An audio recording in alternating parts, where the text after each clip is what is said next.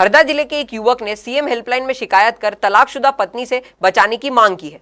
दरअसल पीड़ित पति का 20 साल पहले तलाक हो चुका है, लेकिन अब पहली पत्नी फिर अपने बेटे के साथ उसके घर में डेरा जमा लिया है। हरदा के नीम गांव निवासी सचिन उर्फ गोविंद बिश्नोई की शादी सुनीता पिता फूलचंद से 1999 में सामूहिक विवाह समारोह में हुई थी और उनका 2002 में एक बेटा भी हुआ। लेकिन आपसी विवाद के चलते 2008 में न्यायालय द्वारा दोनों का तलाक हो गया और सुनीता अपने बेटे के साथ अपने मायके रहने लगी। तलाक के बाद सचिन ने 2009 में सरिता से शादी कर ली, जिसके 2010 में डिलीवरी के दौरान मौत हो गई। जिसके बाद सचिन ने 2018 में नेहा से शादी कर ली, जो अभी भी सचिन के साथ ही रहती है। लेकिन पहली पत्नी के बेटे के बालिग होते ही सुनीता उसके साथ सचिन के घर आ धमकी और अपने बेटे का हिस्सा मांगने लगी। सचिन का कहना है कि सुनीता से मेरा तलाक हो चुका है, उसका कोई अधिकार नहीं है और न्यायालय द्वारा तय किया गया भरण पोषण का 6,000 रुपया प्रति माह के हिसाब से अभी तक लगभग 12 लाख रुपया दे चुका हूं। रही बात बेटी की, तो न्यायालय जो भी निर्णय करेगा मैं मानने को तैयार हूं, लेकिन पुलिस राजनीतिक दबाव के चलते हमें परेशान कर रही है। न्याय के लिए जिला प्रशासन से लेकर मुख्यमंत्री तक न्याय की गुहार लगा चुके हैं, लेकिन अभी तक उन्हें कोई राहत नहीं मिली है। मैं दिसंबर माह में शादी में गया था जोधपुर। उस बीच मेरी तलाकशुदा पत्नी सुनीता और उसका बेटा मेरे घर में अवैध तरीके से घुस गए हैं, जिसकी मैंने कलेक्टर, एसपी और थाना प्रभारी को शिकायत की थी। उस पर कोई कार्रवाई नहीं। उसके बाद में जनवरी में मेरे ऊपर 151 मेरे को गिरफ्तार किया गया।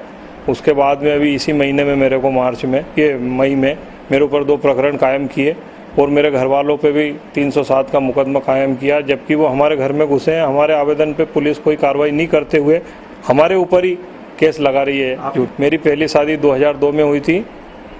1999 घट हो गया। मेरी पहली शादी 1999 में हुई थी। उसके बाद में मेरी जो पहली पत्नी थी उसने 2002 में हमारे ऊपर 307 और 498 का प्रकरण कायम किया था।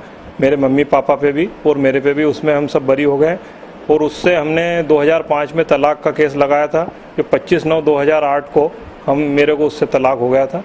जी, मेरे यहाँ मेरे पति की जो पूर्व तलाकशुदा पत्नी है, वो अपने बच्चे के साथ मेरे घर में आकर रहने लग गई है और इसके बावजूद वो हम पर दबाव बनाना चाहते हैं और इसके साथ साथ वो हमें भी हमारे घर से निकालना चाहते हैं और हमारी संपत्ति पर कब्जा करना चाहते हैं। जी, मुझे भी बंधक बना दिया था और साथ ही में मुझ पर गाली गलौज और मुझ पर दोनों ने आक्रमण करने की भी कोशिश करी। किन ने आक्रमण? उसकी मम्मी मतलब सुनीता बिश्नोई और कपिल बिश्नोई द्वारा। जी नहीं, कोई कार्रवाई नहीं की गई मुझ पर। गाली गलौज इतनी अपशब्द कहे गए मुझे और मुझे कंप्लेंट करने जाना पड़ा। इसके बाद में कोई कार्रवाई नहीं की, ना ही कभी मेरे घर पुलिस आई और ना मुझसे पूछा कि आप पर कोई कार्रवाई।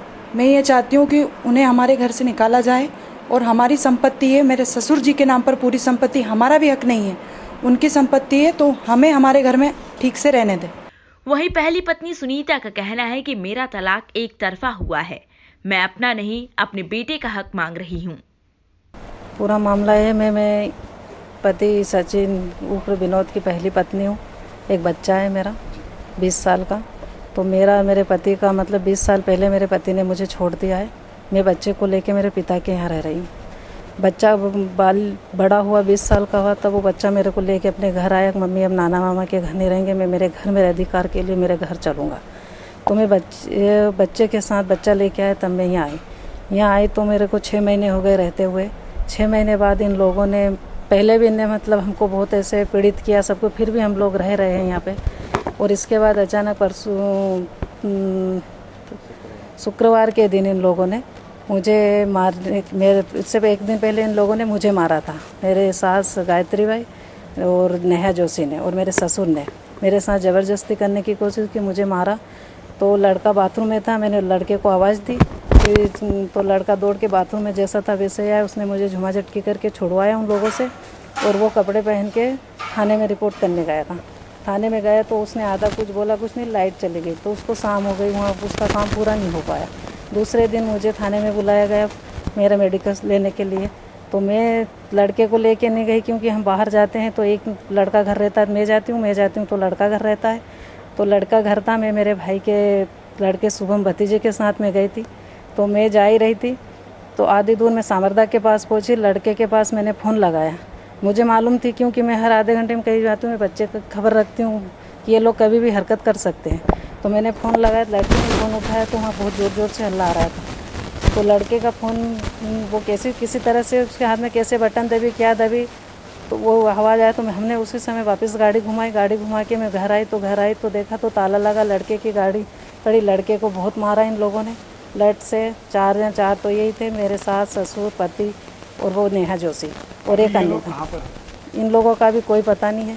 ये लोग यहाँ से हम बाहर हुआ गए। इसके बाद में इन लोगों ने सबको ताला लगा कि यहाँ से चले गए। आप लोग यहाँ बाहर कब से ऐसे रहना पड़े हुए? मेरे को 5 रोज हो गए। मैं शुक्रवार से ही बाहर हूँ। क्या चाहते हैं आप? मैं चाहती हूँ मैं मेरे घर के अंदर जाऊँ, ताला खुला जाए। पुलिस अधीक्षक मनीष कुमार अग्रवाल का कहना है, पारिवारिक मामला है। सुरक्षा के लिहाज से सचिन के घर पर पुलिस बल तैनात किया है। तो इनके बीच में काफ़ी लंबे समय से विवाद चल रहा है। कोर्ट ने ये आदेश दिया है कि 6,000 रुपये उसके लड़के को दिया जाए।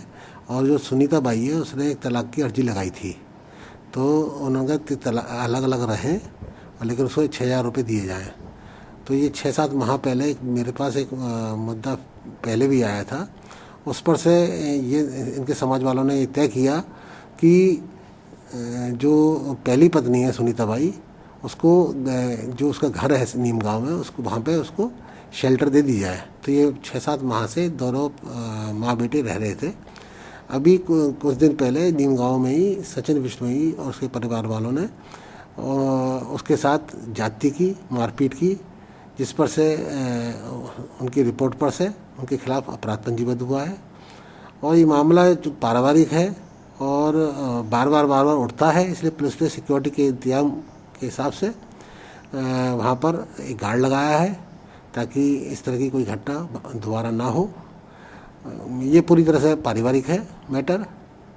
और न्यायालय का जो अभी आदेश है, उनका ये कहना है, फरियादी पार्टी का, वो हमारे पक्ष में है, और जबकि विरोधी पार्टी का ये कहना है वो हमारे पक्ष में है।